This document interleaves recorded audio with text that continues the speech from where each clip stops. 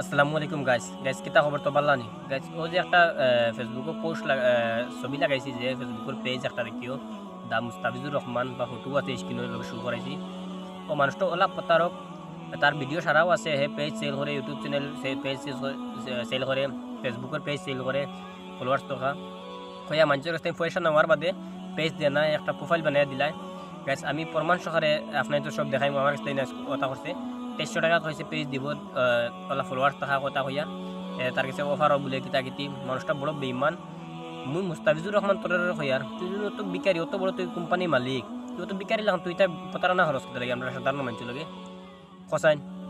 হ্যাঁ তুই তো অত বড় কোম্পানির মালিক তুই বাইটি মিউজিক কোম্পানি তোর তো একটা নাম আছে জুয়া আছে এটা তো তোর পেজ এটা তো অন্য কোনো মানুষের প্রতারণা হলে অন্য কোনো মানুষের জুয়ে হলে তুই করতে গাছ একটা মেসেজও রিপ্লাইও দে না এমনকি মেসেজ সিনও করে না গাছ এখন তারা কিতা করতাম খো আমার তো বহুত লেবার জানা খর বুঝছো নি গাছ আপনার বিচার করো ও আমার ও প্রোফাইলকে বানাই দিছে আপনার তো প্রোফাইলকে দেখাই মো আহমিদা খান না কিতা প্রোফাইলকে বানাইছে বানাই মরে দিছে আইডি পাসওয়ার্ড দিয়ে লগ ইন করো কতটা প্রতারণা করছে গাইজ আপনাদের তারে বিচার করো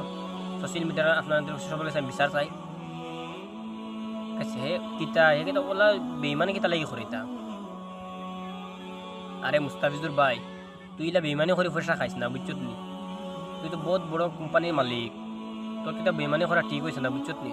আর তুই একটা তোর ভিডিও দেন ইলা সেল পেজ সেল করস না বিলিয়া তোর ইলান তো আর তুই তো প্রতারণা খরচ কিতা লাগি তো আমি একটা জিনিস ভাবিয়া পাই না